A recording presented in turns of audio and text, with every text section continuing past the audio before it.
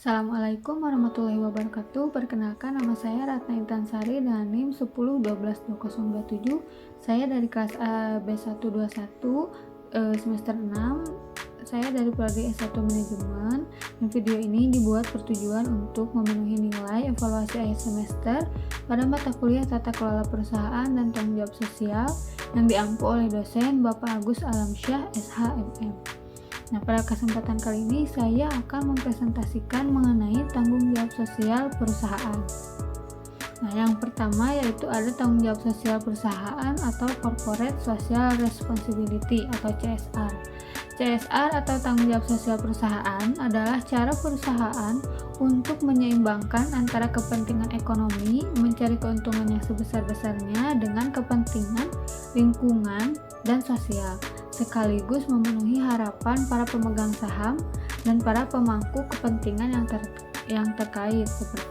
Kemudian selanjutnya di sini ada keuntungan menerapkan CSR dengan baik. Yang pertama ada peningkatan akses modal.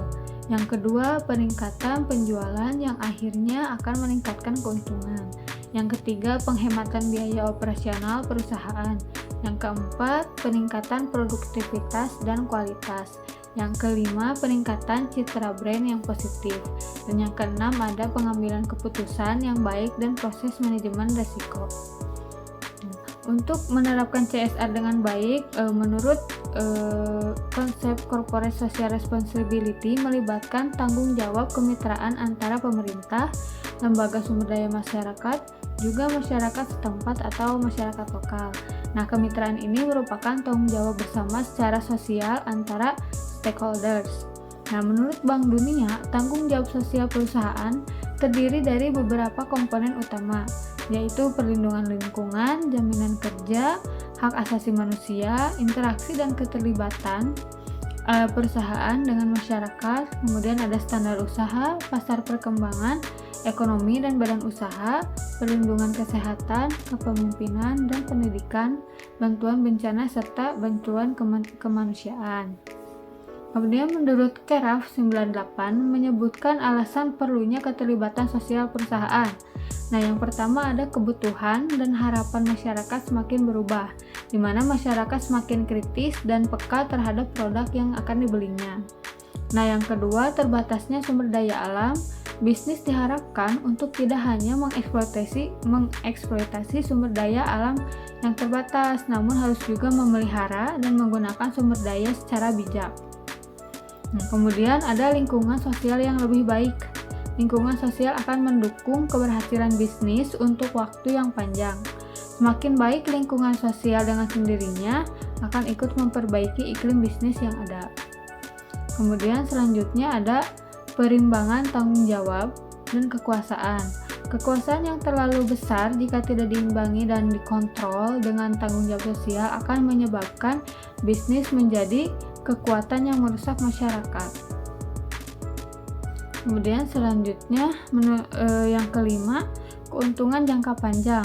Dengan tanggung jawab dan keterlibatan sosial tercipta suatu citra positif di mata masyarakat karena terciptanya iklim sosial politik yang kondusif bagi kelangsungan bisnis perusahaan tersebut. Nah, kemudian ada hal yang biasanya terkait dengan tanggung jawab dari sebuah perusahaan, yaitu diantaranya menurut Board of Director yang mempunyai komitmen dan mendorong kegiatan Corporate Social Responsibility. Yang kedua ada undang-undang setempat dan peraturan perpajakan, dan juga pendapat dari stakeholder harus dipertimbangkan. Yang ketiga, kegiatan ekonomi sosial dan kinerja lingkungan serta akibatnya diawasi dan dilaporkan ke publik.